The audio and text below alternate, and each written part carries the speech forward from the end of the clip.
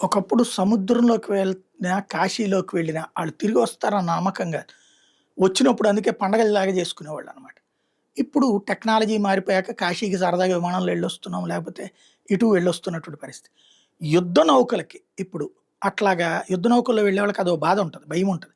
ఇప్పుడు ఆ భయం లేని పరిస్థితి. సముద్రంలో నిత్యం పహారా కాసే యుద్ధ నౌకలు, సాగర గర్భంలో శత్రువులను మట్టుబెట్టాలనే లక్ష్యంతో గస్తీ కాసే సబ్‌మెరైన్‌లకి కొన్ని సందర్భాల్లో సరైన వాతావరణ సమాచారం అందకపోవడంతో ఇబ్బంది పడుతున్నారు నడి సముద్రంలో.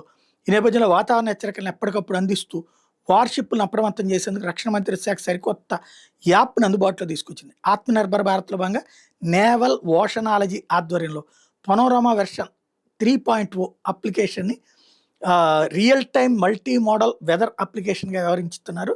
పనోరమా వెర్షన్ 3 ద్వారా సమగ్ర వాతావరణ సమాచారం ముందస్తుగానే అందించేలా డిజైన్ చేశారు.